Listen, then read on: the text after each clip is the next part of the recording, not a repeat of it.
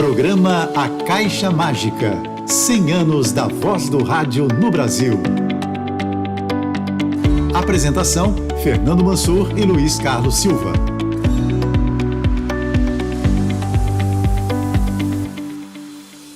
MPB é tudo. Nós somos as cantoras do rádio.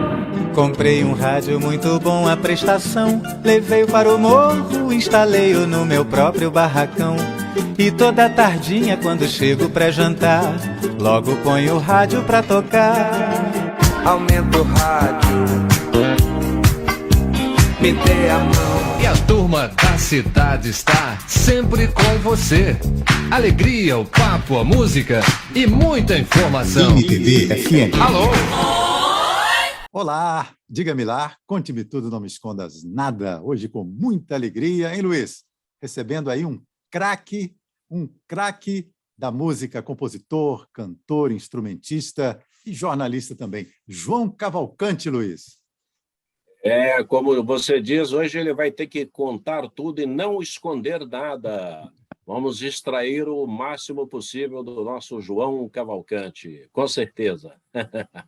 João, Boa tarde, prazerão, Luiz. meu amigo. Que legal receber Eu você. sempre. Muito bom receber você, João. É uma alegria estar com vocês, Mansur, querido amigo, uma das, para mim, personificações da voz da rádio, né? Então, para mim, sempre uma alegria te reencontrar e estar junto com o Luiz agora também, conversando sobre esse veículo, que para mim, formado em comunicação que eu sou, né? Eu acho que dou a devida importância que a rádio tem, ainda tem, né? Teve muito lá no período pré-TV, certamente tinha um outro papel, né? Até, mas continua sendo uma grande difusora de notícias, de reportagens, de música, sobretudo, que puxando a brasa para minha sardinha, né? Assim, eu ainda sou um ouvinte assíduo de rádio, de esporte também. Eu, como sou também torcedor de arquibancada, sempre tento estar com o meu radinho colado. Então, assim, para mim, eu sou um usuário constante, frequente, regular do rádio. Qual o seu time, João? Eu sou botafoguense, irremediavelmente botafoguense. Muito bom. Depois eu passo para você, Luiz, só que me veio essa ideia. Você falou do rádio, né? Você fez jornalismo, e eu fiquei pensando assim no eu dei aula na Escola de Comunicação da UFRJ, né? E os alunos não conheciam muito bem o rádio, ouviam mais os pais, né?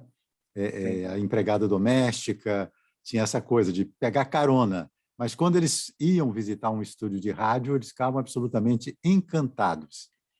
E eu fiquei pensando, João, a geração do seu pai, né, Lenine, que ele sendo cantor, compositor, o pai dele também, acho que tinha essa veia, né, musical na casa dele, não sei se a mãe também, não estou me lembrando agora, mas o rádio para o seu pai, o rádio para você e o rádio para os seus filhos. 3 gerações diferentes, né, João? Como é que você observa isso? Foi o que eu falei. Eu acho que a natureza do veículo, né, da difusão, ela mudou, né? Eu acho que meu pai é de 59, então ele pegou bem o processo da TV tomar o centro das salas das casas, assim, né? Que foi ali no final dos 50, início dos 60, mais até início dos 60, né? Então, não lembro dele mencionando isso muito. Minha mãe, sim, já mencionou bastante. Ela lembrando a primeira TV, né? Assim, a transformação que isso trouxe, né? Porque você tinha a imagem ali, você cristalizava aquilo que você na rádio, em alguma medida, você tem que imaginar, né? Você tem que intuir, né? É como talvez a rádio tenha feito em relação à literatura e como talvez a internet tenha feito em relação à TV, com a coisa da interatividade, né? Então, quanto mais subsídios você entrega passivamente para o ouvinte, para a audiência, menos você exige da imaginação dessa audiência, né? Então, acho que a rádio tinha, eu fico imaginando, não peguei essa fase, mas aquelas novelas de rádio, né? Cada pessoa individualmente que estava escutando formava a sua cena, né?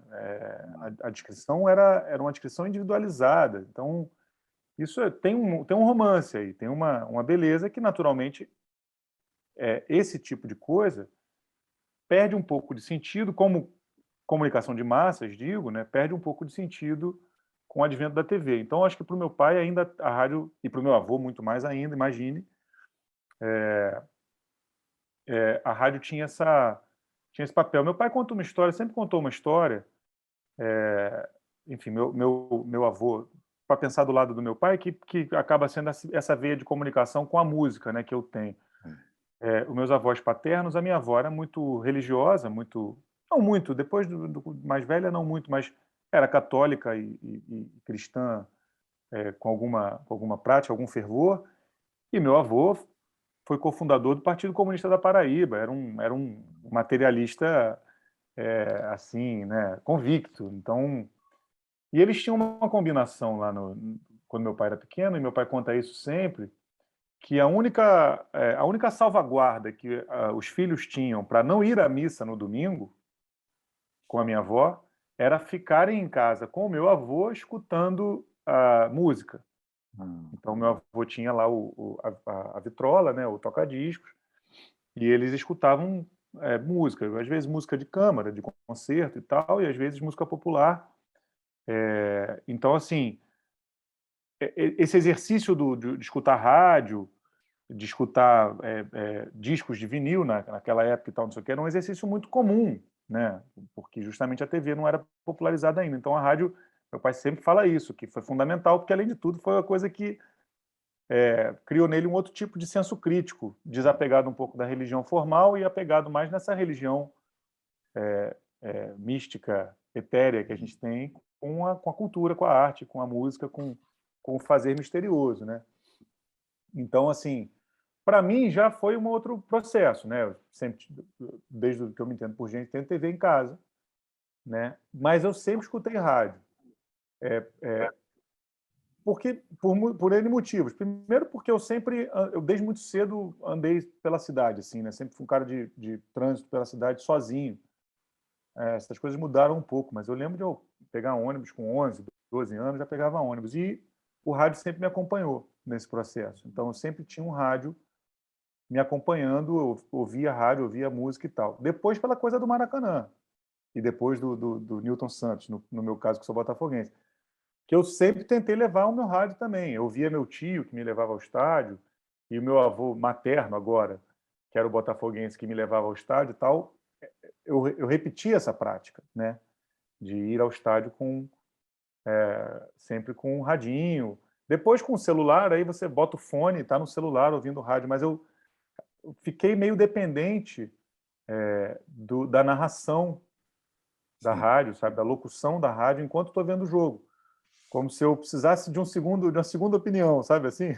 Eu preciso de uma segunda opinião sobre isso que eu estou vendo aqui. Então, eu sempre tive isso. E depois, para mim, teve o processo de as minhas músicas tocarem na rádio, que aí é um acontecimento. Eu lembro quando a primeira vez que a minha voz saiu na rádio, na saudosa MPB FM, e era uma música não minha, né? Foi uma música do Nelson Cavaquinho e Guilherme de Brito, que o Casuarina gravou no primeiro disco, que é o Pranto de Poeta, e que foi a música escolhida pela rádio na época para ser veiculada do disco de estreia do Casuarina, que era um disco que não tinha canções próprias, né? Era um disco só de regravações. E já foi uma emoção muito grande. Eu lembro que foi uma emoção muito grande, assim. Ouvir a minha voz difundida na rádio pela primeira vez foi um negócio que eu ficava tentando descobrir pelo programador da rádio que horas ia tocar para poder tentar ouvir, né, para saber o horário, porque, enfim.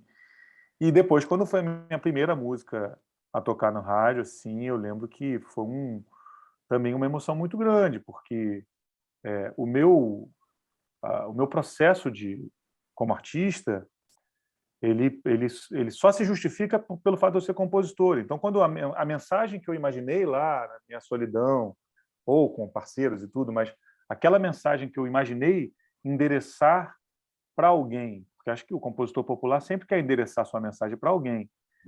Quando ela se valeu do veículo da rádio para ser endereçada a mais gente que eu nem conheço, né, gente para muito além da minha capacidade pessoal de comunicar, Isso foi muito emocionante, eu lembro que isso foi muito emocionante. Assim. Então, eu tenho um processo muito rico com o rádio, com a rádio. Eu lembro da Vera Barroso, que me deu aula de radiojornalismo na faculdade, né, na PUC, foi uma professora, para mim, memorável também, uma grande professora. Então, assim, minha relação com a rádio vai também pelo viés da comunicação, né, do fato de eu ser um comunicador social por formação e por ofício, já que eu sou compositor. Então, isso sempre... E agora eu vejo as crianças, né? Eu tenho 3 filhos, o mais velho com 12, a do meio com 11 e o mais novo com 5. E para eles o rádio já é uma extensão do carro, por exemplo, que a gente, sim. né, assim, tem uma coisa que o hábito de ouvir rádio em casa a gente não tem. Sim. Então, mas no carro eu sempre tento não colocar no Bluetooth, sabe assim? Eu sempre tento, porque eu ainda sou desses que gosto da surpresa. O gosto para ouvir canção, eu gosto do gosto da surpresa. Às vezes você se decepciona, tá lá o teu dial todo tocando música que você não gosta, mas essa coisa de eu não saber o que vem, para mim sempre foi muito legal. Então eu tento manter esse exercício da gente quando está no carro. É difícil com adolescentes, agora com 2 pré-adolescentes, está difícil, mas eu tento manter essa rotina. A gente sai para viajar, eu falo assim, não, é rádio até pegar o Washington Luiz, ou adulto, né? Enquanto está pegando bem o rádio, a gente vai no rádio. É um exercício que a gente faz. Eu sou fã, adoro e usuário contínuo. Bacana, João. Luiz. Eu tenho um amigo que diz que uma das vantagens do rádio sobre a televisão, o aparelho, né, é que o rádio você pode virá-lo de cabeça para baixo e ele continua normal. O que você não pode fazer com a televisão, né? Maravilhoso.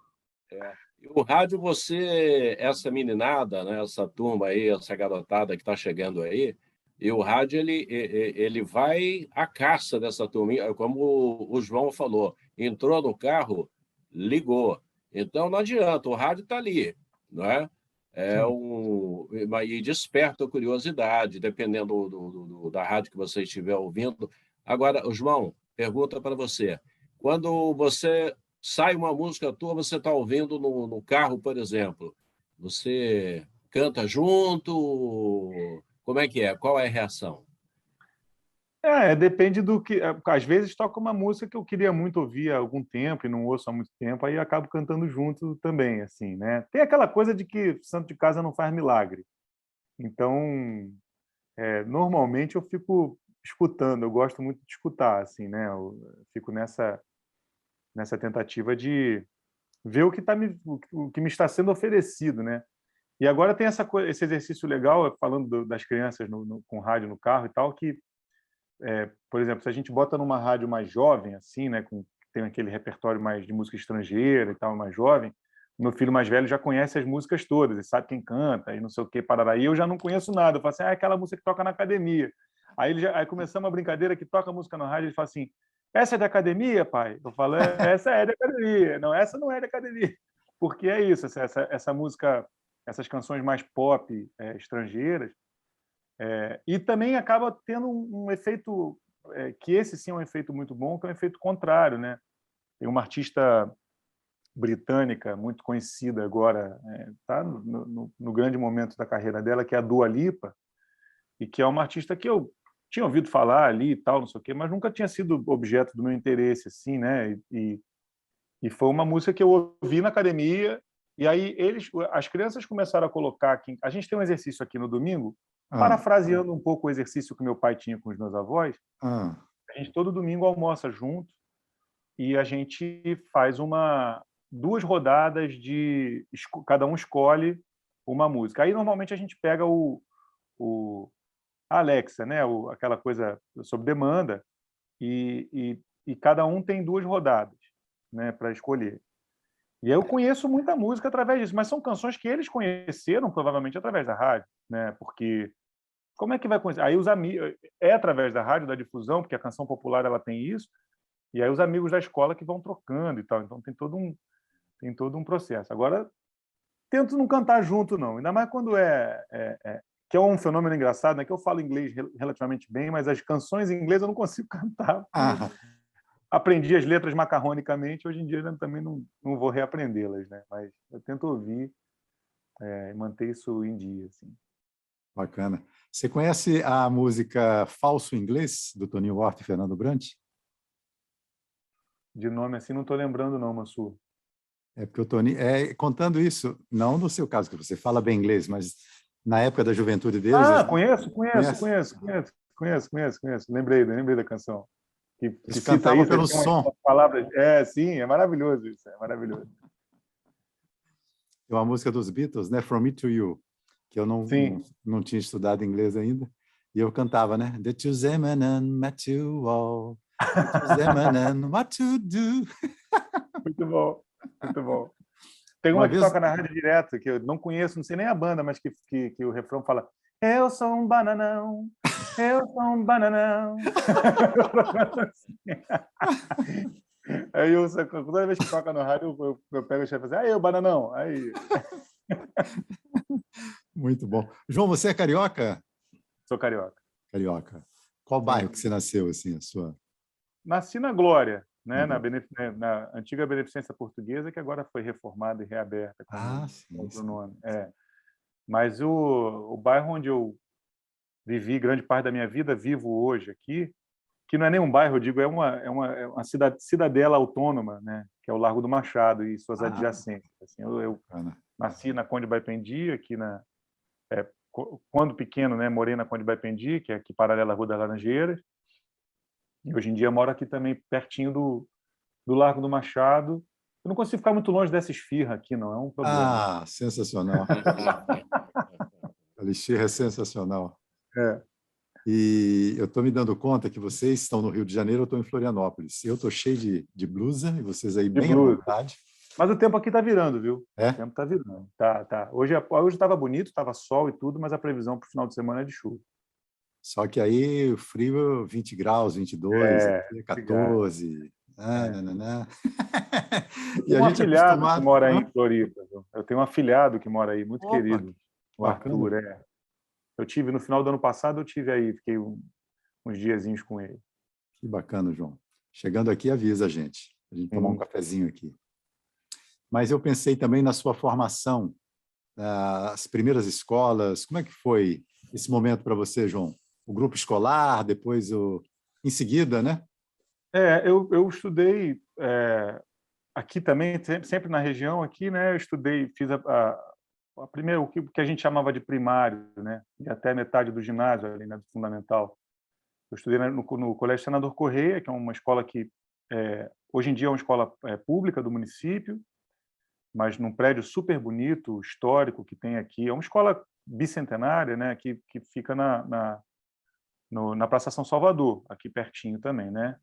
Então, o prédio é muito lindo. Ele entrou durante um tempo num entrevero judicial, porque ele foi adquirido o terreno, só que o prédio é tombado e o projeto acabava com a função social do prédio mesmo, só mantinha a fachada e tal, e aí acabou que foi impugnada a obra, conseguiu o Estado recuperar, e hoje em dia é uma escola municipal que parece bastante boa, inclusive. Eu passo na porta ali, as crianças sempre muito felizes e tal, brincando no pátio e tal. Eu sempre fico, pô, que legal que a escola continua cumprindo a sua função com outro viés, porque era uma escola...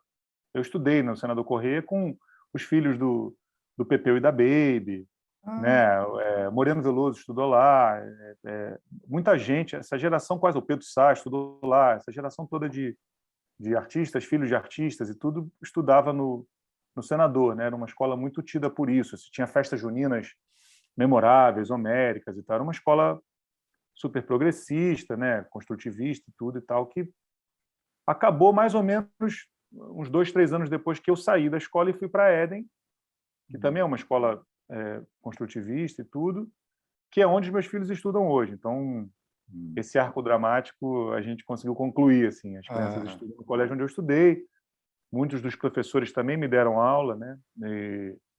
E é maravilhoso. Reunião de pais, assim, é uma delícia, porque eu estou, né? Conselho de classe, eu estou conversando com os meus professores históricos e tal. E eu prezo muito por isso, assim, sabe? Eu acho que essa torcida de nariz que a partir da minha geração, já muito, eu acho que, enfim, tem uma frase que eu não vou citar, mas eu não sei quem é o autor, não lembro quem é o autor, que são, né, estudantes do século XXI com professores do século XX em colégios com estrutura do século XIX. E é isso mesmo, na verdade, né? Hoje em dia, você pega, tem essa... Então, eu acho que o que vira esse jogo é um senso comunitário, né, no exercício da escola. Então, isso a gente consegue manter. Meus filhos estudam no colégio onde eu estudei, eu tenho pleno acesso lá, a gente conversa sobre tudo, qualquer coisa que aconteça, a escola me dá feedbacks importantes e tudo, e isso eu acho que é um valor em si, além do fato de eu morar a 60 metros da escola, o que também é um tremendo valor, porque eu não, enfim, levo a pé, pego a pé, qualquer problema a todo lado e tudo. E aí pronto, depois, no fim, quando eu concluí o ensino médio na Eden, eu estava muito perdido sobre o que fazer, tinha muitas ideias, muitas intenções, pensei em fazer arquitetura, cheguei a fazer vestibular testando na UFRJ de astronomia no segundo ano do ensino médio, assim, estava bem perdidinho, assim. E aí decidi fazer comunicação, que é uma faculdade, pela própria natureza do curso, entra muita gente sem saber muito o que fazer no curso de comunicação, a verdade é essa. Então, isso faz com que seja um caldo bem heterogêneo de pessoas, né? Assim, embora eu tenha estudado na PUC, que é uma faculdade cara e, portanto, um pouco mais elitista, mas ainda é heterogêneo e, na medida do possível, para uma faculdade dessa natureza, bastante diverso. Eu não passei para a ECO, viu, Mansur? Uhum. Não tive a alegria, não sei se teria dado tempo de ser seu aluno, mas eu não tive a alegria porque eu bombei no vestibular de comunicação para a UFRJ. Eu lembro que no ano que eu fiz, a disputa era tremenda, assim, e eu não passei por 2 décimos, eu fiquei frustradíssimo. Poxa. Morava em frente, na época eu morava com a minha mãe em frente praticamente ao UFRJ, ali, a ECO. Mas depois do primeiro período na PUC eu já estava resignado e é uma ótima, excelente faculdade também. Tive muitos professores memoráveis na PUC, aí sim, o Ernesto Rodrigues, jornalista, repórter, o Silvio Tendler, que foi meu orientador de monografia, grande cineasta, maravilhoso, a Vera Barroso, que eu já tinha citado, a Ana Ruda Calado, foi uma tremenda professora, excelente professora de técnica e redação. Ela tentou me ensinar síntese, capacidade de síntese, ela não conseguiu, né? Nisso ela se frustrou, como se pode perceber pelas respostas que eu costumo dar. Mas ela era uma tremenda, ela, assim, realmente daquelas professoras que muda a vida mesmo, assim. E eu lembro que eram 2 créditos só, era uma matéria super curta, assim, mas foi o suficiente para que ela virasse para mim a percepção do próprio ofício de jornalismo, assim. Então foi uma faculdade que foi muito importante, e eu acho que eu trago muito não sei se da faculdade propriamente dito, mas da comunicação social no ato da composição. Eu componho, quando eu faço uma canção, tá no meu rol de quereres sobre essa canção que ela seja um veículo de comunicação, né? Assim, é fundamental que ela comunique com pessoas. Então, acho que em alguma medida eu trago esse substrato assim da comunicação social no meu ofício diário, né? Mesmo em show, no palco, para me comunicar com as pessoas. Acho que tudo isso, a comunicação me dá um traquejo de escolhas, sabe? De escolher o que dizer, o que silenciar, quais brigas comprar. Tudo isso também faz parte de um processo que, no final, é comunicação social. Sim. Discernimento ali, né, João? Sim. Luiz, amigo. O João falou do Largo do Machado, né? E eu moro aqui também nas cercanias.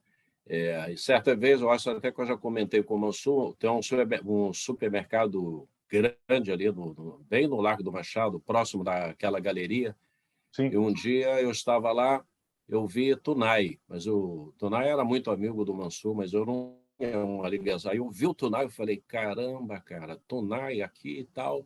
Eu falei, não vou. Eu falei, deixa que estava passando no caixa. Eu falei, não, eu não vou lá. Eu não vou incomodar o Tunay, não.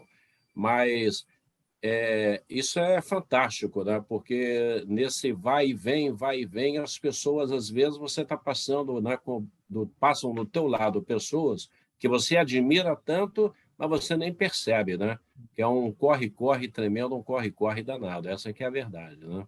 E no Rio é muito comum, né? Porque a gente tem toda a classe artística, e como o Rio tem essa natureza de cidade a pé, cidade pedestre, né? Assim, um dos motivos da gente... Eu morei em Jacarepaguá há alguns anos, né? Quando meu filho mais velho nasceu, e um dos principais motivos para a gente voltar para essa região daqui foi esse. Assim, a gente não tem vocação para ficar trancafiado no carro por muito tempo e todos os dias, indo e voltando. Então, eu faço tudo, rigorosamente tudo a pé, que é possível.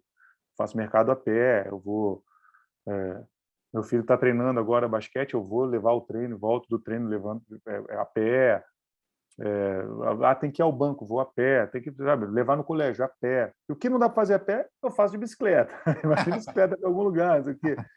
Não dá de bicicleta? Aí tem o metrô, que é do lado da minha casa, né? Então, tem uma reunião na gravadora. Isso tem acontecido muito. Minha gravadora fica na Barra. Aí o meu empresário mora na Fonte da Saudade. Ele fala assim, não, me encontra aqui, a gente vai junto. Eu falo, não, senhor, eu vou de metrô, que eu chego muito antes de você, porque o metrô daqui do Largo do Machado para a Barra, para o Jardim Oceânico, é 25 minutos, pô. É muito rápido, imagine, 30 minutos no máximo. Digo, de dentro do metrô para dentro do metrô, né?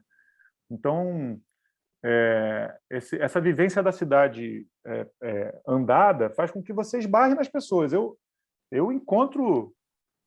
fora a comunidade da própria Éden, né, que tem o Francisco, filho mais novo do Rodrigo Maranhão, é da turma do meu mais velho, do Tom, né? Sergião Lorosa, até bem pouco tempo, tinha filho na Éden, né? O Tim Rescala tem filho na Éden. A Nina Becker e Marcelo Calado têm filhos, tem uma filha na Éden, a Cora. Então, assim, já são muitos os artistas na comunidade escolar, né?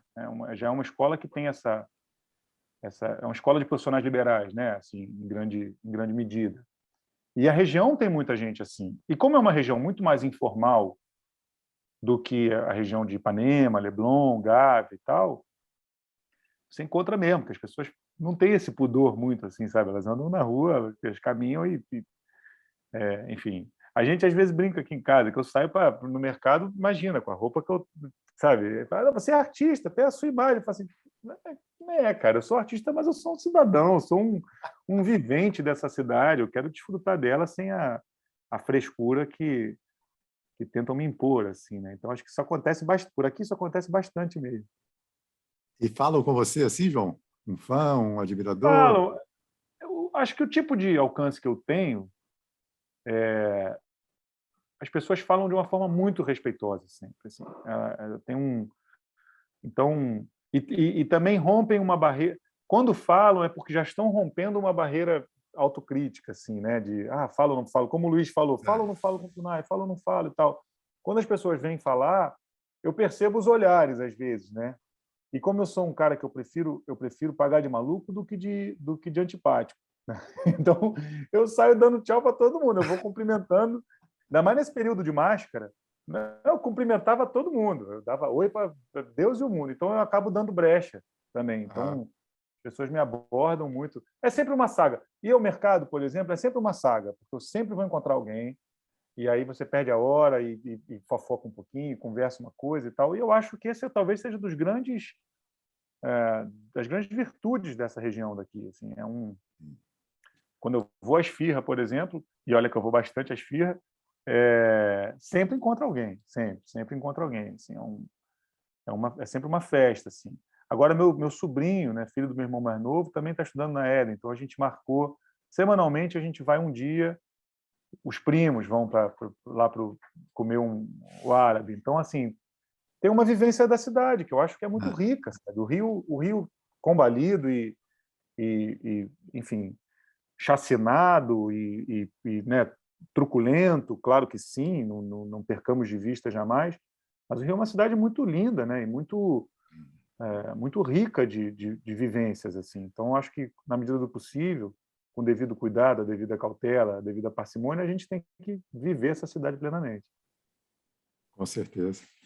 Ô, João, falando de rádio, vamos falar da infância. Você, criança, já cantava, né? Participava de jingles publicitários. Não sei se você participava de gravações com outros artistas. Acho que você chegou, inclusive, a gravar num disco do Roberto. Conta pra gente essa coisa da infância, como é que você foi descobrindo assim a sua voz, o seu potencial de cantor. Inclusive, muitas dessas gravações de jingles, de campanha publicitária, não sei o quê, eram gravadas no estúdio da Transamérica. Eu lembro disso, que eu ia muito no estúdio lá gravar coisas assim de voz. Meu pai, por estar no métier e tal, e quando ele percebeu que eu era afinado e cantar isso com a voz de criança, ainda antes de transformar a voz ali com uns 7, 8 anos, vai. Ele me colocou num grupo. Se formou durante uns 4, 5 anos um grupo de crianças, mas ali flutuante, umas 8 crianças, mas sempre tinham 5, 6 dessas 8 gravando, que virou meio que o grupo coringa para gravações, como naquela época grande parte da indústria fonográfica era no Rio também, né? Assim, as principais sedes da indústria eram no Rio. Essas crianças faziam todas as gravações infanto-juvenis que tinham disponíveis. Então, eu gravei em qualquer... Você pode dizer qual disco aí. Angélica, Xuxa, Mara Maravilha, Sérgio Malandro, aquele remake do Balão Mágico. O Balão Mágico original não deu tempo de eu pegar, né? Porque eu era pequeno, mas toda essa produção infanto-juvenil entre os anos 86, entre 86 e 89, 90, eu gravei. E aí gravei com Chitãozinho e Chororó, teve um coro infanto-juvenil de Chitãozinho e Chororó, e teve o especial de fim de ano do Roberto Carlos, se eu não me engano, de 1987. Eu tenho a foto lá no especial com ele, tal, não sei o quê, e teve um coro de crianças e tal. E aí eu sempre brinco, falo assim, pô, é difícil, né? Porque o ápice da minha carreira, né? O ponto alto da minha carreira foi aos 7 anos de idade, daí para baixo. Então, participei, né? Fui convidado do especial de fim de ano do Roberto Carlos. Mas isso, claro, foi muito... Eu não fazia a menor ideia da dimensão daquilo. Para mim era divertido, eu cantava bem. É numa época do analógico, né? Então, esse processo de estúdio, né? Que tem tudo a ver com rádio, porque é análogo, né? Mas o processo de estúdio e gravação era o processo todo analógico ainda. Então, você tinha que fazer 6 crianças cantarem afinadas, com a mastigada coordenada, né? Sincronizada, com um sorriso, com a inflexão correta, com a expressão correta. Às vezes 3, 4 canais, porque você fazia dobras para ter mais volume, né? Como se fosse mais gente cantando. Então, às vezes, você passava um dia inteiro no estúdio para gravar uma música. Era um trabalho pesado mesmo. Eu gostava, me divertia, mas era um trabalho pesado. Comprei meu primeiro videogame lembro bem, com esses cachês assim, né, que a gente recebia. E gravei muita coisa, muita locução para rádio de criança, gravei nessa época, coisas de publicidade, jingles, muita coisa. Cheguei a fazer... Foi lançado um artista infanto-juvenil lá no final dos anos 80 que não cantava, tadinho. O menino não sabia cantar direito, eu era o dublador dele, era o Pantera. Tinha isso, as pessoas não tinham muito pudor com isso, não. Isso é pré-Milli Vanilli, né? O Milli Vanilli veio depois disso. Então, assim, teve muita história relacionada à gravação de voz, né? Assim, e que engraçado, eu fui, de alguma forma, reviver isso um pouco, muitos anos depois, quando eu fui convidado pelo Rodrigo de Castro Lopes, que era um grande amigo, que gravou, foi coprodutor dos primeiros discos do Casuarina lá na Biscoito Fino, e ele fazia a produção musical das dublagens da Herbert Richards. Então, quando tinha um solo vocal, que não era um personagem cantando, era uma voz que vinha de fora, assim, ele me chamava para cantar. Então, tem várias... Ursinho Puff, tem umas coisas assim que tem eu lá cantando como cantor solista daquele episódio e tal. Então, eu acho muito legal, porque é um exercício muito legal. A tua voz tem que entregar mais do que só cantar num palco que as pessoas estão te vendo, né? A tua voz tem que entregar mais emoção. Então, você tem que, às vezes, exagerar na articulação, exagerar na dicção, exagerar na emoção. no sorriso, o sorriso tem que ser mais explícito. Você percebe quando eu estou sorrindo na voz, mas você tem que fazer com que a pessoa de fato perceba. Então eu realmente foi. Só que assim, eu não consigo ver uma continuidade, Mansur, desse processo todo para o fato de eu ser artista, compositor hoje, porque realmente os meus interesses foram se distanciando muito da música e se distanciaram de forma que eu a julgava a uma certa altura de forma inegociável. Assim. Ali no início da faculdade eu não queria nada com música, né? De fato estava imbuído de outros propósitos. Tinha assim a relação com o texto, né? Que se mantém, porque eu virei hoje praticamente letrista, componho melodias também, mas sou muito mais letrista do que compositor de melodias. E foi durante a faculdade que eu montei uma banda de brincadeira, assim. Eu brinco que um amigo meu, formado comigo também em comunicação, o Finha, falou assim: João, eu te encontro nos forrós do Rio, você toca algum instrumento? Eu falei, não. Aí ele, pô, eu também não, vamos fazer uma banda? Eu falei, vamos. E fizemos nossa primeira banda na época, assim, né? Que eu brinco que a banda era Roda Gente. Roda Gente. É a primeira banda de forró punk do mundo, né? Porque ninguém tocava nada, mas todo mundo queria tocar. E aí pronto, aí vem o Casuarina, aí foram 16 anos de Casuarina, aí vem os discos solo e tal, vem todo o processo da carreira, mas foi uma carreira que ela não foi em nenhum momento arquitetada, pensada para ser uma carreira musical. Pelo contrário, eu queria provar para o mundo durante um tempo que esse negócio de filho de peixe, não sei o quê, no pé de maçã não cai laranja, sabe? Essas bobagens que o povo fala. Eu falo assim, nada disso, vai ver só como é que vai cair uma laranjona nesse pé de maçã aí. Mas não, caiu maçã mesmo. Caiu maçã. É uma maçã de qualidade. Uma vez eu comentei com seu pai, né, ouvindo suas músicas, você cantando. Falei, pô, Lenine, como seu filho canta bem. Ele falou, obrigado, aquele jeitão dele.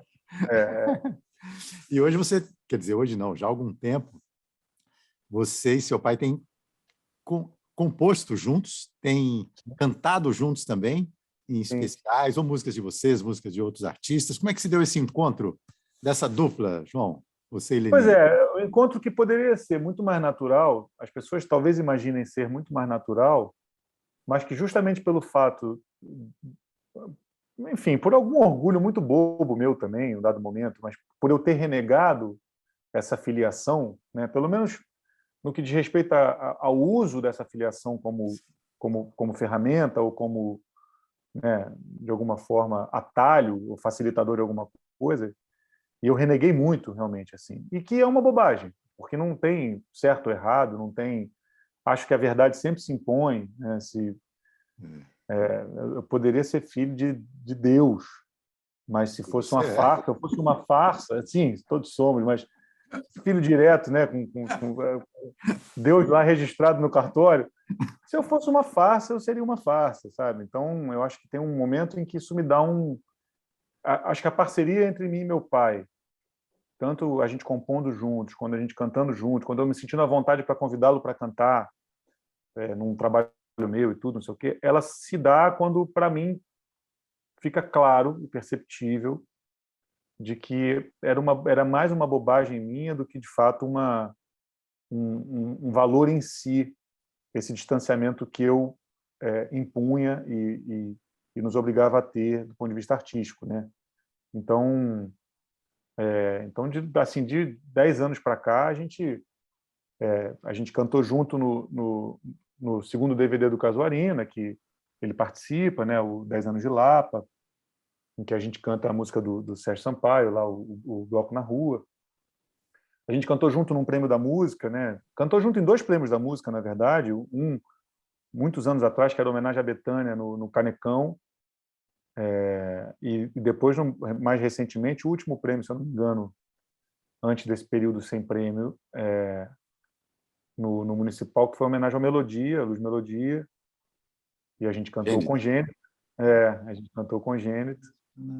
E tem toda a simbologia também de cantar, né, juntos e tal. Eu estudei com o Marral, inclusive, na escola, com o filho do Melodia. No Senador Corrêa, aquele que eu falei que o colégio que era basicamente de filho de artista. E aí a gente, né, passou a compor juntos. Papai tem uma coisa que ele é muito fiel, muito leal aos parceiros contumazes, assim, né? Então, se você pegar a obra dele, quase toda, assim, é parceria com o Renaud, com o Ivan Santos, com Lula Queiroga, com Dudu Falcão, né? São esses. Aí tem umas canções com Paulo César Pinheiro, né? Leão do Norte, Bruno, né? Bandeira Encantado. E aí, não, digo assim, de composição, né? Ah, tá. O meu irmão, os parceiros de composição, né? Não, O é o Bruno, Braulio Tavares. Braulio. Braulio Tavares, sim, Braulio muito, muito, sim, e algumas das canções mais lindas e tudo. E aí, no disco Carbono, ele fala, pô, quero dar uma arejada nessas parcerias, quero buscar parceiros novos, e aí ele faz uma música comigo, que é a Causa e o Pó, né, que eu gravo também depois, faz uma música com o Vinícius Calderoni, que é um grande compositor, grande letrista de São Paulo, faz parte do Cinco a Seco, que é um coletivo de compositores que está em pausa, mas é um coletivo de gente muito talentosa, e com o Posada, também, que é um baita compositor de Recife, mas radicado no Rio. Então, ele faz essas músicas. Assim, também tem muito a ver já com o processo do meu irmão, do Bruno, que eu achei que era dele que você estava falando, que assume a produção do trabalho do meu pai e traz muita coisa da bagagem dele, né, a bagagem musical dele, Bruno, para o trabalho, assim, essa coisa de uma vivência mais no dub, no indie rock que ele ama e tal. Então, ele traz um pouco disso. Meu pai também já gosta, então... E aí as parcerias ficam mais diversas, a gente passou a compor juntos. Aí acabamos de fazer a terceira. Olha que bacana. Juntos, que ele vai gravar. Vamos torcer, porque ainda não grava, mas a princípio ele gravará no disco novo que ele está preparando. Mas eu digo que parece mais natural, porque, por exemplo, eu fui parceiro do Pedro Luiz, que é contemporâneo dele, e muito nosso amigo, antes de ser parceiro do meu pai, sabe? É engraçado, você fala, pô, meu pai está aqui, a gente está se encontrando muito mais, né? Não sei o quê, mas é porque o processo de composição é outro tipo de coisa, é outro tipo de intimidade, é outro tipo de abertura, é outro tipo de... Né, que às vezes você vai pisando em ovos até chegar nesse lugar, justamente para não correr o risco de eu ficar me sentindo, pô, só estou fazendo essa canção porque eu tinha acesso e podia, sabe? Sim. Então, acho que foi de uma maneira bem natural, assim, né, que a gente foi se tornando colaboradores um do outro de uma forma mais corriqueira, assim. Bacana. Luiz Carlos? Que maravilha, hein? Vamos enveredar um pouquinho no mundo da bola. Futebol, por exemplo, você é bom de bola, joga pelada. Alguma vez falou assim, vou ser jogador de futebol? Porque dizem Não. que quase todo cantor pensou em ser jogador de futebol e jogador de futebol sempre pensou em ser cantor. Né? É isso aí, não? No meu caso, não, viu, Luiz? Eu sempre fui... Inclusive, eu consolo meu filho mais velho, que também é perna de pau igual o pai. Eu falo assim, filho, seu pai também era o último a ser escolhido, perna de pau, não tem a menor... Eu nunca tive a menor vocação para futebol. Eu gosto de jogar bola, eventualmente nas peladas ou de salão ou de society, dos amigos, assim, eu vou. Eu sou canhoto, tenho um chute relativamente forte, então meu futebol acaba meio aí, né? Assim, estou mais ou menos no momento em que eu estou mais ou menos bem preparado do ponto de vista cardiovascular. Então, essas peladas de gente da minha geração, assim, da minha idade, eu acabo levando alguma vantagem por aí, pela parte física e pelo chute, mas nunca fui muito habilidoso de futebol, não. Fui descobrir o basquete, né? Com 12 para 13 anos, eu comecei a jogar basquete, e aí sim é um esporte que eu consigo jogar uma pelada com um pouco mais de malemolência e fluidez, e de vez em quando me aventuro no aterro do Flamengo aqui, o aterro tem quadras públicas ali super bem, estão reformando agora, inclusive, mas super bem frequentadas e que não tem regra da rua. Você chega, pede a de fora e entra e joga. Então, eu sempre jogo basquete com desconhecidos. Eu fiz uma turnê, das últimas turnês que eu fiz com Casuarina foram 2 meses pelos Estados Unidos, e eu mapeei quadras públicas nas cidades por onde eu passei por muitas cidades diferentes e joguei em acho que 9 ou 10 cidades diferentes, eu joguei basquete com desconhecidos lá nos Estados Unidos, porque eu gosto muito de esporte, de praticar, gosto de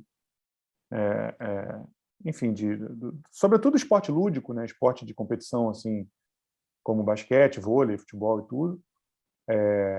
E aí meu filho agora também está treinando basquete, então eu fico nessa, tentando não ser aquele pai que está projetando o sonho, mas realmente eu tive a intenção sim de ser jogador de basquete. Jogador de basquete, durante um momento eu achei que eu pudesse ser. Fato é que eu não cresci o quanto eu deveria, eu até não sou baixo, sou alto, mas para ser jogador eu teria que ser um pouco mais alto ainda do que eu sou. Mas futebol, eu sou um apaixonado da plateia, do campo. De ir a campo, eu sou um apaixonado de ir a jogo, de ir a estádio todo, me devendo isso já há algum tempo, tem um tempo que eu não vou, mas amo ir a campo, amo assistir segunda divisão do campeonato inglês, eu de futebol mesmo acompanho de pertinho. Maravilha. Apenas um detalhe rápido, lá em Minas, em Ponte Nova, eu me lembro assim vagamente, tínhamos uma amiga lá que ela jogava no meio da turma, né? Já era uma Ah, mulher assim que você lembra, Mansur? Maria, Eu Maria, Maria, lá do né? E Pito. ela encarava mesmo, partia para cima. E quando ela chamava o Mansur, ela dizia: Fernando Peduro, é você, entra aí. Isso entrega muito sobre as habilidades, né, do amigo. Pois é. Não, eu era completamente apaixonado por futebol desde criança. Sim. Eu jogava pelada, a gente morava na Rua Antônio Carlos, tinha uma vila que era do meu avô, né, que é um imigrante sírio, que com o tempo ele comprou várias casinhas ali na Vila Alexandrina. Subia um pouquinho, a gente chegava no campinho, lá no alto do morro, né? Tinha uma vegetação muito rica, pés de pitanga, coquinhos que ficavam amarelinhos e a gente comia quando eles estavam maduros. E a gente jogava bola todo dia. Devia ser lá de baixo até lá em cima, não sei se 1 quilômetro, 500 metros, eu não sei calcular bem. Quando chegava na hora de tomar banho e ir para casa, a minha mãe me chamava, né? Fernando! Quando eu demorava, entrava meu pai em ação, assobiando. Aí eu tinha que chegar rápido em casa, senão... Mas Já era sabia. todo dia. Muito bom. Depois eu comecei a treinar no infantil, no juvenil, era muito ruim. Em campo... Depois eu comecei a transmitir futebol, João, lá na Rádio Ponte Nova. Eu comecei com música, depois eu passei a ser narrador esportivo e convidei o Luiz Carlos para ser meu repórter de campo. Ah, que E aí maravilha. a carreira dele começou lá. Claro, maravilha, Então, gente. eu acompanhei os jogos do Cruzeiro, que eu fui estudar, fazer o terceiro clássico lá em Belo Horizonte, na época do Tostão, de Seu Lopes, Piazza, nossa. E no Rio, não sei se você sabe, da época da máquina tricolor, presidente Francisco Horta, que havia troca-troca de jogadores, aquilo revolucionou o futebol, né? Eu era apaixonado. Mas, João, voltando aí, meu amigo, tudo isso que a gente está falando está ligado ao rádio de uma maneira direta ou indireta. Está falando da sua música, sua composição, do seu pai, tudo está tocando no rádio. Você cantando quando criança, aquelas músicas ali tocavam no rádio, né? Todas as pessoas que você mencionou. Uma rádio, eu acho que foi muito importante assim para o artista brasileiro, principalmente para o samba, que você acabou optando pelo samba. Depois você conta por que você seguiu essa vertente. Foi a Rádio MPB, né? Nós tivemos a honra de trabalhar lá toda a duração dela, uns 18 anos, e a rádio falava os nomes dos compositores, não é? A gente se encontrou várias vezes, era uma rádio eclética, e tinha o Samba Social Clube, né? Que também foi uma revolução, um maravilhoso programa. Enfim, fala um pouquinho desse período, João, de Casuarina, né? Antes da sua carreira solo, mas o Casuarina, as músicas tocando no rádio, não é? O Samba Social Clube, sua opção pelo samba.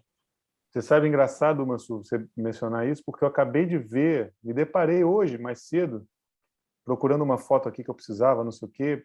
Tem um Instagram meu desativado, antigo, que Miriam chegou a criar para mim e que nunca foi para frente, porque não fazia sentido ter 2 Instagrams, um pessoal e um profissional. E que tem umas fotos que eu só tenho lá. E eu achei umas fotos de quando o Casuarina foi com Wilson Moreira, lá no estúdio da MPB-FM, no teu programa. E fotos lindas. O Moreira a gente estava lançando o disco em homenagem ao Caymmi, pelo centenário do Caymmi, em 2014. E fotos lindas. O Moreira estava bonito, estava bem, estava no maior astral bom, com aquele sorrisão dele, aquele aperto de mão de quebrar as falanges. E são fotos que me emocionam sempre, assim, porque é um período, para além da discussão sobre alcance, audiência e tal, porque, né, nós estamos atravessando a era do sertanejo de uma forma, né, inevitável. Assim, o sertanejo tomou conta das rádios do Brasil de uma forma muito avassaladora, né? Então, do ponto de vista da música, para quem canta outros gêneros, galgar espaço é sempre muito difícil. Mas, assim, a MPB foi incrível, porque esse métier do qual eu faço parte, que é um pedaço restrito do métier da música, da indústria da música, mas todo se encontrava ali, né? Então, muitas vezes eu estava chegando no estúdio, estava o Geraldo Azevedo saindo. A gente foi com o Geraldo, inclusive, uma vez também, né? Mas às vezes chegava, estava o Geraldo, o Martim da Vila estava ali falando não sei o quê, e tal, não sei o quê, porque o camarote do Samba Social Clube sempre tinha um artista. Isso. Então, virou um espaço de vivência, né? A gente parava... Quantas vezes e com quantos artistas diferentes eu já não parei para comer um carne assada com queijo naquele botequim que tinha na esquina ali, que tinha aquela carne assada estava curtida ali já, ó, o dia inteiro ali no molho, mas era uma delícia. Então a gente parava ali, tomava uma gelada e comia um carne assada com queijo. Então, quantas voltas no quarteirão eu já não dei para conseguir uma vaga ali na Rodrigo de Brito, No Botafogo. era difícil, a Álvaro Ramos, ele era difícil de estacionamento para caramba. Mas e a gente ia muito, cara, no estúdio, né? A gente frequentava muito o estúdio da MPB-FM. Estávamos ali na gênese do Samba Social Clube enquanto projeto, né? Eu não sei se você lembra disso, mas o Casuarina tocou no coquetel de inauguração do programa Samba Social Clube, no CCC, no Centro Cultural Carioca. Me lembro. Praça Tiradentes ali, eu me lembro. O coquetel de inauguração do programa Samba Social Clube, que virou um case depois, porque muitas rádios do Rio hoje ainda têm programas de samba especificamente nesses horários, ou na hora do almoço do sábado, ou na hora do almoço do domingo, que é um horário tradicionalmente que pede uma feijoada ou faz um churrasco e tal. Muitas rádios mantêm esse horário. Criou-se um case ali importante de rádio, né? Assim, com esse programa e tudo. E o Casuarina tocou no coquetel de lançamento. Acho que Alcione cantou, Martinalha cantou. Tinha umas participações, mas a gente tocou lá e foi lindo. Então, assim, a gente estava na gênese desse processo, né? E para mim foi muito importante essa relação com a rádio. E o entendimento, eu acho que tem uma coisa que o artista às vezes ignora, sobretudo os artistas mais independentes e que não estão tão submetidos assim à lógica do mercado, mas os artistas ignoram um pouco a questão comercial, né? A rádio, ela é um veículo comercial, em última análise. Então, tem todo esse processo, toda essa discussão que tem, né, sobre jabá, sobre como veicular, como tocar, não sei o que, parará, ela tem que ser pautada, ela tem que ser levada adiante, mas pela ótica de que estamos falando de um negócio que pode falir, né? Então, a gente viu isso acontecer com o MPB-FM, que para a gente parecia meio infalível, né? Assim, com perdão do trocadilho, né? Parece a mesma palavra, mas não é não, tá? As origens são diferentes. E de fato, foi um período que parecia que ia durar para sempre, né? Porque os programas eram muito sólidos. A gente percebia que o métier se escutava porque comentava: eu ouvi você no camarote, não sei o quê, eu soube que você está não sei o quê, pô, eu vi que não é. Então se criou uma comunidade ali em torno de uma rádio que agregou muita gente, né? Criou muitos laços. Os eventos do Samba Social Clube, né, sempre juntavam muitos artistas, então você tinha muitas configurações diferentes de show, mas sempre shows muito interessantes, roda de samba, e gente de gerações mais novas, depois começou a fazer aqueles eventos sempre com artistas mais novos e tudo. Então, realmente, foi um período muito legal de vivência na rádio, e na rádio fisicamente, né, nos estúdios da rádio, gravando, entendendo essa dinâmica do tempo da música e quanto tempo pode, não sei o que, isso para a gente foi um aprendizado muito grande. O palco MPB, né, que lançamos muitos discos no palco MPB, né, fazia aquele programa que você fazia integralmente um show com um artista só, então a gente gravou muitos palcos MPB lá no Eu lembro que tinha no Teatro da Rádio Nacional, né? Durante um tempo, não foi? O dia, do dia. Era Rádio final de Nacional? semana? Não tinha. Onde é que a gente gravou, cara? Eu lembro que a gente gravava num teatro. Eu achava que era o Teatro da Rádio Nacional, mas então não era, não. Era outro Não. teatro. Depois teve no Rival, né? Gravou no Teve Teatro no Rival. Mas antes, o primeiro, eu lembro que o primeiro palco MPB que eu gravei era num teatro de rádio. Assim, De rádio. Era uma estrutura de teatro de rádio. Uhum. Depois eu lembro onde é que era. Eu achava que era naquele auditório da Rádio Nacional, mas não era, não. Então.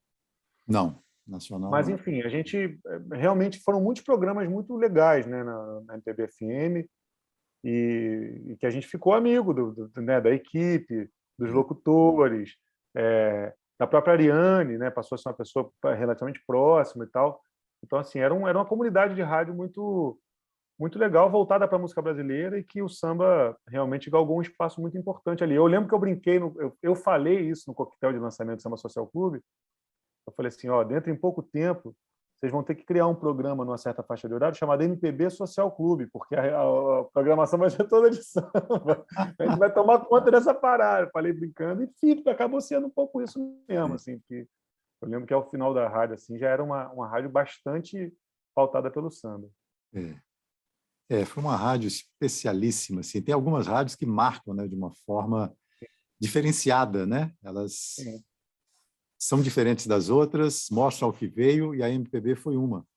Ela, em alguma medida, a MPB FM, para mim, em alguma medida, ela tem a importância que a Fluminense teve para a geração do rock ali, né? De ser uma rádio comunitária, que as pessoas se encontravam ali, os artistas estavam na rádio, né? Ali, pautando. E que esse interesse comercial não tinha sido deixado de lado, mas ele estava andando junto com o interesse artístico, com uma assinatura artística de programação da rádio. Né? Exatamente. Luiz. E você tem hoje, aqui na cidade do Rio, eu já falei isso aqui, 2 rádios, né, que se dedicam a MPB, a música popular brasileira. A Nova Brasil, que tem uma programação um pouco aproximada da MPB, mas um pouco diferente, e a Rádio MEC AM, né, que também, durante a madrugada, então, é um espetáculo, né, muita música boa, show. E ainda no AM, que está resistindo bravamente o AM da Rádio MEC, né? Porque a FM é outro estilo de música. Mas eu acho que no FM dial... é música de concerto, né? A MEC FM não é música de câmara, é música de orquestra, né? Tem alguns programas também de jazz, né? Programas, mas enfim, a MEC AM está resistindo bravamente. Você pega o dial hoje do rádio, né? E hoje até ele está mais estendido, né? Porque com determinação governamental, a Rádio Nacional, por exemplo, que não existia em FM no Rio, hoje ela já está no FM. Está tocando também muita música brasileira, principalmente à noite, a Rádio Nacional FM, em rede, né? Porque agora ela faz Rio, Brasília, São Paulo, Belo Horizonte e, se não me engano, Recife também. É uma programação única. Isso é bom, isso é ótimo, é muito bom para o rádio. E é a Rádio Nacional, que não tem mais o AM, né? Existe ainda o AM também, mas com a mesma programação, mas é tudo centrado no FM. Mas em música popular brasileira, as duas, a Nova Brasil e a Rádio MEC, que continua também com programas maravilhosos. E tem hoje a tecnologia, que é espetacular, aí é o avanço da tecnologia, né? Você está ouvindo no rádio determinada música, que música é essa? Você vai no Google, coloca lá, aí você manda para a sua lista, né, lá para o seu playlist. Tem aplicativo que ele reconhece pelo espectro da onda, né? Você bota para o Shazam, né? Você bota para tocar no negócio, ele te diz qual é a música, qual é a gravação, o ano, já aparece para você. É maravilhoso, você não precisa nem buscar pelo escrever nada, né? Ô, João, você sabe que esse programa, que o Wilson Moreira e o Casuarina, e o Geraldo Azevedo também, até houve muita brincadeira, o Geraldo falando do Gabriel Azevedo, né? Cara, ele ficava que era filho. Eles brincam com isso. Mas aquele programa, eu apresentava alguns programas lá. Tinha uma revista MPB, né, que era de entrevista também, mas a programação toda é do Luciano Gomes, que hoje é o gerente artístico da Nova Brasil, que o Luiz Carlos se referiu. o palco MPB, né? Mas eu não tinha ingerência nenhuma, escolha de repertório, eu apresentava, né? Sim. E achava maravilhoso aquele contato com os artistas, entrevistas, amava. O único programa, chegou um momento que eu falei assim, eu queria ter um programa meu, tocar o que eu quisesse, convidasse quem eu quisesse. Aí, acho que foi o Luciano, né, na época dele, que falou, tá legal, Massu, Papos e Canções, ficou o nome do programa, e à meia-noite, ao ar à meia-noite, depois entrava lá na grade e tal, etc, etc. E uns amigos meus fizeram a musiquinha de abertura, o prefixo, né, o jingle, né? Hoje à meia-noite, conto com você, Papos e Canções, aqui no MPB, e todo mundo que ia... A gente gravou isso, gravou isso também, tem uma versão, né? O programa do artista, ele gravava o prefixo, né? Isso. Era sensacional. O Renato Mineiro e o Léo Pinheiro fizeram, sim, que eram cantores que eu conheci no grupo do Oswaldo Montenegro, né? Aqueles cursos do Oswaldo, aquele pessoal muito talentoso. É ali, João, foi a primeira vez que eu consegui, depois de não sei quantas décadas de rádio, ter um programa meu. Você vê que loucura, né? Eu fiquei 1 hora, eu conversava, levava... Eu levei até o Paulo César Caju, que é amigo do Luiz Carlos Silva, o Luiz Carlos me colocou em contato com ele, e ele fez 2 programas, Agnaldo Timóteo, não é? Simone, a diversidade, né? Eu não seguia aquela linha da programação ali, eu convidava quem eu quisesse. Poxa, mas era muito interessante, uma coisa riquíssima. Eu tenho uma saudade mesmo desse nível de liberdade. Um programa, assim, o Luiz falou dessa coisa da tecnologia, né, do que isso nos permite, né? Para além disso, tem aplicativos hoje de celular que você pode ouvir rádio de qualquer lugar do mundo, né? Então, por exemplo, vou citar aqui um cara de quem eu sou fã e que trabalha numa rádio pública e com muito alcance, muita visibilidade, que é a Inconfidência, lá em Belo Horizonte. Inconfidência. Que é o Tuti. O Tuti é um cara que toda vez que eu tô lá, eu falo com ele direto, ele tem um programa com autonomia total, dedicado à música popular brasileira. Todo dia ele toca uma música da Elis, né? Tem hora que ele fala, agora vamos dar um momento da baixinha, ele toca a música da Elis. É um baita comunicador, ele faz lá o Bazar Maravilha há muitos anos. Então, assim, para além da minha relação com a rádio no Rio, que é a minha cidade base, é a cidade onde eu me formo artista, eu desenvolvi relações com o pessoal da universitária lá de Curitiba, a Rádio Educativa de Curitiba, o pessoal da rádio lá da Universidade de Goiás. Então, assim, muitas universidades, muitas rádios públicas do Brasil têm um papel fundamental na difusão da música brasileira. E elas têm alcance, têm pujança, sabe? São rádios que também funcionam muito bem do ponto de vista comercial, embora sejam públicas e, portanto, autarquias, né? Assim, não sejam completamente comerciais, né? Sim. Então, tem isso também, assim, eu acho que as pessoas podem também buscar isso, sabe? Tipo, vai no aplicativo e tem rádio que não vai pegar no teu dial necessariamente, mas você pode ouvir rádios de outros lugares. Sim. E prestigiar esse repertório, prestigiar esse trabalho que está sendo feito, porque tem grandes comunicadores no Brasil todo. Quase todo lugar que eu vou, eu passei, por conta do samba, eu passei a fazer muito isso, né, de viajar sozinho e cantar com bandas locais, assim. Então, vou muito para Cuiabá, para Goiânia, para Curitiba, para Natal, eu vou muito e tal. Em todos esses lugares eu sempre faço uma rádio. Sempre faço uma rádio. Aí, às vezes, é um programa de notícia, de política, não sei o quê, que no meio tem uma inserção musical. Às vezes é um programa de fato de música e tal. Então, todos esses lugares têm rádios e sempre me impressiona isso, né? Porque são estruturas muito bem resolvidas em si, com trabalhadores muito felizes de estarem trabalhando naqueles espaços. Acho muito importante mesmo, assim, e que, além de tudo, presta um baita serviço, porque a gente vê o resultado da plateia, a plateia vai porque ouve mesmo. Então, tem um troço que eu acho muito... E isso é incrível, porque já foi vaticinado muitas vezes que a rádio ia isso, a rádio ia aquilo, a rádio ia aquilo outro, e no final das contas ela continua cumprindo esse papel de uma forma muito preponderante, sabe? E um papel direto, assim, uma comunicação direta mesmo. Para além do Rio, né? Quero dizer. Você já pensou em fazer uma rádio, juntar os amigos aí, o Moisés Marques, Alfredo Del Penho, Pedrinho Miranda e outros? Fazer uma rádio assim hoje com esses recursos também? da Dá para internet, fazer. Seria um podcast. podcast. Sem a licitação pública, a concessão pública do espaço no Sim, DAI, eu viro um podcast. Né? Se você dá para fazer. É um outro tipo de jogada. Né? Moisés está com programa na rádio, né? Na Roquete Pinto. Moisés tem um tá na programa na Roquete. Roquete Pinto que ele faz, acho que aos sábados. Eu não sei o serviço direitinho, não, viu, Moisés? Me perdoe, mas é um programa. Eu fico sabendo do programa depois das postagens dele, porque eu lembro que é um horário que eu não costumo estar ouvindo rádio, mas ele tá com um programa que ele pauta mesmo as escolhas dele, ele faz. Ele é muito esperto, né? Um cara muito inteligente, então ele faz escolhas, às vezes, em razão das efemérides daquele momento. Então, sabe, aí vai escolhendo. É bem interessante o jeito que ele tem feito o programa, que eu tenho visto. Bacana. O Luiz, amigo.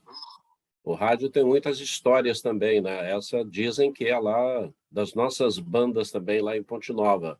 Eu não sei quem era na época, não era o Mansur, não fui eu também. O cara estava narrando o jogo e bola lá pela ponta direita, aí saiu uma confusão lá no gramado e o briga de jogador, né? Aí o locutor perguntou: o que houve aí, Cristino? Ele falou: aqui houve-se Rádio Sociedade Ponte Nova. Muito bom, muito bom. Estava distraído, né?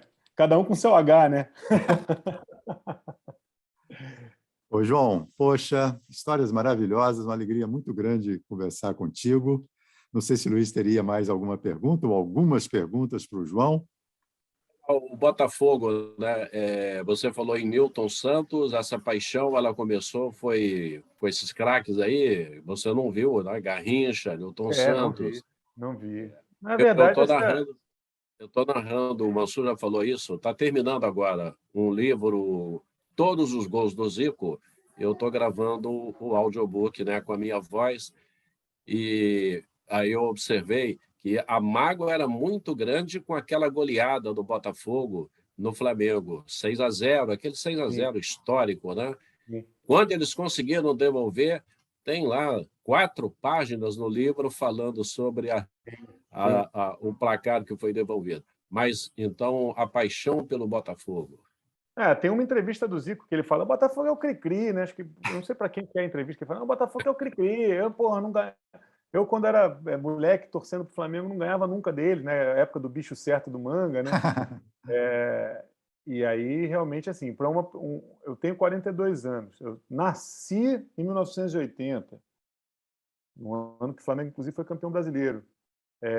Então, assim, na minha geração, eu lembro que na escola, assim, botafoguenses éramos eu e a professora, sempre, assim, porque meus colegas de turma, ainda mais aqui em Laranjeiras e adjacências, tinha ali meia dúzia de tricolor, uns 2, 3 vascaínos, o resto era todo mundo Flamengo. Então, assim, eu sobrevivi a esse assédio, eu consegui surfar por esse assédio porque eu tinha uma família, tenho uma família de botafoguenses que não tem ovelha desgarrada, não. Assim, todo mundo.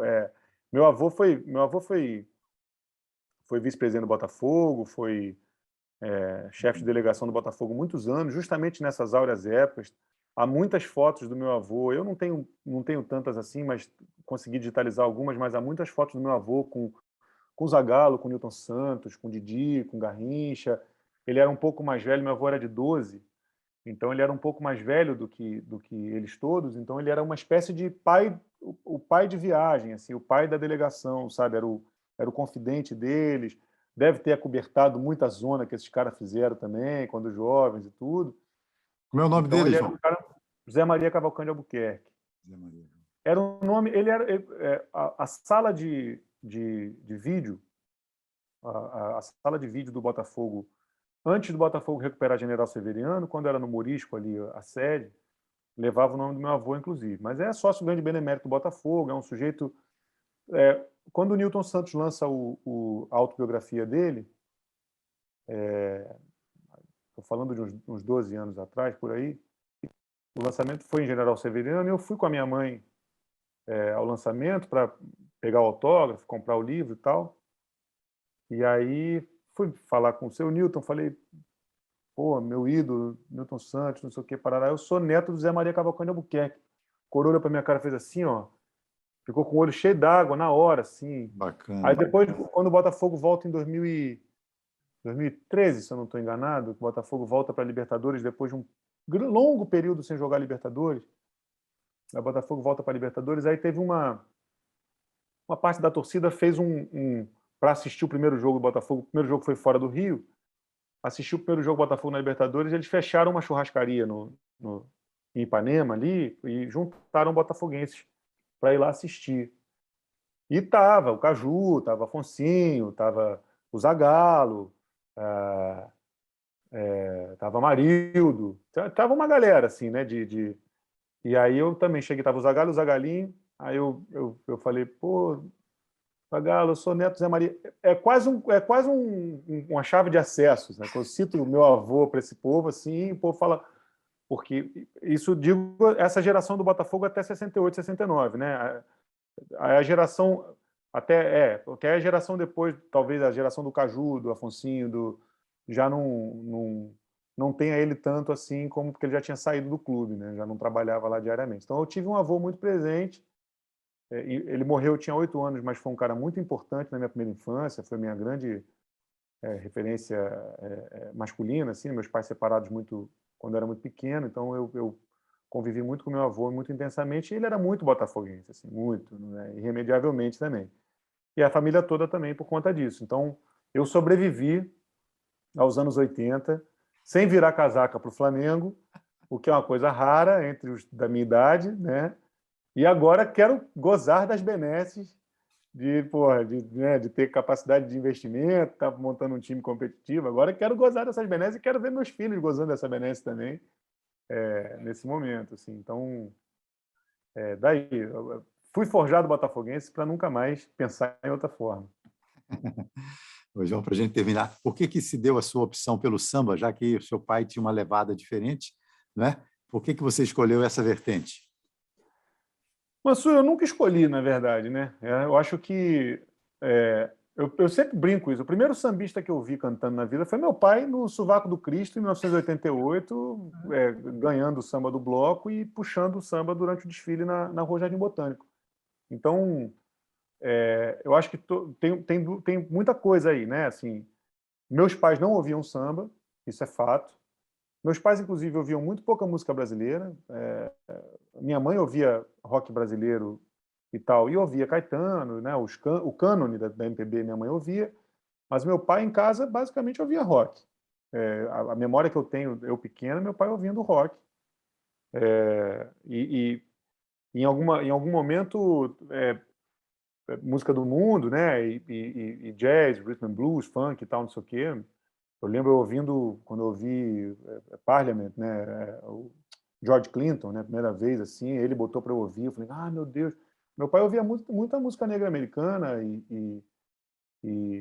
enfim, eu não consigo lembrar talvez ele compondo e me mostrando coisas, ele fazia paródia o tempo todo, a gente andando, ele fazia uma música, não sei o quê, aí sim vinha o Jackson do Pandeiro, o Jacinto Silva, esse negócio, mas... Então, assim, só que ao mesmo tempo, todo carioca tem uma coisa com o samba, eu acho, né? Porque o samba está em todo canto, você ouve, você absorve. Minhas primeiras experiências, muito amadoramente com percussão, foi tocando esse repertório do samba romântico dos anos 90 ali todo, sabe? Na saída da escola, a gente ia tomar uma coisa, comer um negócio, não sei o quê, e levava os instrumentos e fazia um pagode. Então, isso rolava. E aí, quando se funda o Casuarina e a gente propõe, num dado momento, mergulhar sobre esse repertório, tentar achar essas pérolas escondidas do repertório, fazer essa cartografia de compositores, né? Assim, essa música é de fulano, essa também, essa também, essa também, que isso é um fio, né? Que você vai puxando e tudo. Eu te confesso que eu fiquei meio... Eu fui me enrolando, tipo o gato brincando com o novelo, assim, fui me enrolando nesse fio de um jeito que... E aí, óbvio, eu fiquei no Casuarina por 16 anos, né? Passei a ser muito associado como um cantor de samba. Então, isso é muito natural. Embora eu tenha um disco lançado em 2012, que é o Placebo, que não tem, a rigor, nenhum samba. Tem um. que é o próprio Placebo, que é um samba esquisitíssimo, assim, um samba completamente não convencional, né, esteticamente. Então, assim, eu acho que, na verdade, não houve a escolha pelo samba, Mansur, nunca houve essa escolha. Acho que talvez tenha havido a escolha do samba para mim. Assim, o samba foi me chamando num lugar que eu fui cada vez mais me interessando. O meu interesse pelo samba foi ficando cada vez mais profundo, a ponto de hoje, talvez eu possa dizer, tudo que eu faço é, em alguma medida, samba. Então, por exemplo, eu vou lançar meu próximo trabalho que está em pós-produção, é um disco todo dedicado à obra da Dona Ivone Lara, que é, enfim, não preciso, né, dar os adjetivos e né, os distintivos que essa entidade maravilhosa da canção popular brasileira tem, em todos os sentidos, né, a função social que ela desempenhou e desempenha até hoje. Mas eu quis fazer um disco que é um disco que sublinha as melodias, o absurdo que é o tamanho, a grandiloquência das melodias que essa mulher inventou. Assim, a Dona Ivone é das maiores melodistas do mundo. Falo isso sem o menor pudor, sem a menor chance de errar. Dona Ivone Lara é uma das maiores melodistas da história da canção popular do mundo. E aí eu quis fazer um disco que sublinhasse isso, porque Dona Ivone tem uma persona tão enorme, né, com a história dela com a doutora Anísio da Silveira, ser a primeira compositora de samba enredo a assinar, e mesmo antes de assinar, fazer os sambas enredo e ter que chamar o primo para assinar por ela, né? A parceria histórica dela com Delcio Carvalho e a quantidade de difusão. A infiltração do samba na MPB se dá muito através das gravações da Bethânia, da gravação do Sonho Meu, né? A Dona Ivone ganha uma envergadura, mas, para além disso tudo, é uma das maiores melodistas do mundo. E aí eu quis fazer isso. Então é um disco que é um disco de samba, mas é um disco com violino, cello, piano e sanfona, sem percussão. Então eu estou fazendo uma proposta mesmo, estética, uma proposta que é samba. Tá? Você vai falar, esse disco é um disco de samba, porque é um disco de samba no sentido que, para mim, hoje, tudo que eu faço, em alguma medida, é samba. E é óbvio que uma homenagem à Dona Ivone Lara não pode não ser samba, né? Então, ela é. Mas eu quis fazer um registro que fugisse do que as pessoas esperam que seja o samba. Porque tem isso também, né? Você já imagina. Quando você pensa em samba, você imagina uma coisa. E não é isso. O samba é muito mais do que isso. O samba é uma maneira de se relacionar com pessoas. O Ney Lopes fala muito sobre isso, né? O samba, ele pauta as interações sociais que você faz e a maneira com que você lida com elas. Então, nesse sentido, eu acho que talvez eu não tenha feito a escolha pelo samba. Acho que o samba é que me enredou de forma que é indesenredável. Você pode gravar um dia chamado Samba Enredo. Aí, nesse sentido. Isso, exatamente. Desde que o samba é assim, né, João? Não tem jeito. Exatamente. Que história bonita, João. Puxa, ficaríamos ouvindo o João aí dias e dias, ouvindo, sem canções, né? O João já fala de uma maneira musical, né, Luiz? Show, muito bom. Espetáculo. Ô, João, saudações alvinegras. Boa. O Luiz é Botafogo também, né, Luiz? A gente se reconhece, pô.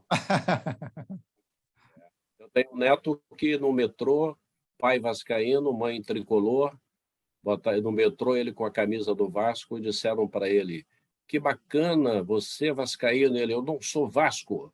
Ué, mas você está com a camisa do Vasco? Eu sou Botafogo. Aí não teve jeito, a camisa do Botafogo nele. Agora meu filho está treinando basquete do Fluminense, né? Ele agora, desde esse ano, ele é atleta do Fluminense. E é um clube que eu tenho o maior respeito. Agora eu tenho frequentado lá, a gente vai e eu converso muito com ele. Eu falo assim: olha, você pode torcer para um time intimamente, isso é uma coisa. Você é atleta de outro clube, você honre outro clube e faça tudo. Então, eu já estou com uma simpatia que eu nem nunca tive, mas estou com uma simpatia aberta com o Fluminense nesse momento, porque é o clube que tem acolhido meu filho, e muito bem, com uma estrutura muito legal. Eu acho que tem aprendizados aí, né, assim, muito importantes, né, sobre sobre a própria natureza do esporte, né? Não haveria Botafogo sem Fluminense, sem Flamengo, sem Vasco, sem um período de seca, sem uma escrita de um 6-0 para cá, um 6-1 para lá, um 6 não sei o quê, o 7-1 do Fluminense. Eu acho que isso tudo é muito saudável, faz parte de um processo de amadurecimento da gente enquanto coletivo, sabe assim? Isso tem sido muito bom para ele também, frequentar um outro clube, um clube de camisa, que já estivemos do lado de lá da torcida várias vezes, e podendo desenvolver um respeito, uma empatia, a ponto de você enxergar no torcedor do Fluminense e falar assim, pô, esse cara sou eu, só que torcendo para outro, pô. Né, não tem muita... Enfim, acho que Fair play. Precisamos ter fair play, né, João? Sem dúvida nenhuma. Você me fez lembrar do Chico Buarque e do Ciro Monteiro, aquela música que o Chico fez para o Ciro. Como é que é? Da torcida? Separados nas arquibancadas, mas juntos. Mas como é o nome da música? Eu esqueci. Ele foi para o meu amigo Ciro, né? Negócio... Amigo Ciro, muito te admiro, meu chapéu te tiro, muito humildemente. Exatamente. Né? O Ciro Monteiro que tinha aquela frase maravilhosa que quando nascia um filho, um neto, não sei o que, ele espalhava as camisas em cima da cama, né? A camisa número 1, a camisa número 2, a camisa número 3 do Flamengo. Botava assim as flâmulas. Escolhe. Ô, João, termina cantando um trecho de alguma música aí para a gente fechar com chave de ouro esse nosso papo. A capela aqui, né? Batucando. Sim, na mesa. Aqui, ó. Do ponto de vista da terra, quem gira é o sol. Do ponto de vista da mãe, todo filho é bonito. Do ponto de vista do ponto, o círculo é infinito. Do ponto de vista do cego, sirene é farol. Do ponto de vista do mar, quem balança é a praia. Do ponto de vista da vida, um dia é pouco. Guardado no bolso do louco, há sempre um pedaço de Deus. Respeite meus pontos de vista, eu respeito os teus. Atualíssima. Obrigado, João. Parabéns, querido. Valeu, Mansur. Valeu, Luiz. Muito obrigado pelo papo, viu? Adorei. Grande beijo para Miriam, sua esposa, uma pessoa maravilhosa, muito carinhosa, sempre muito atenciosa conosco. Obrigado, João. Valeu. Beijo grande. Acabaram de ouvir. Caríssimos ouvintes, obrigado pela atenção a mim tão dispensada. Programa A Caixa Mágica. 100 anos da Voz do Rádio no Brasil. Apresentação: Fernando Mansur e Luiz Carlos Silva.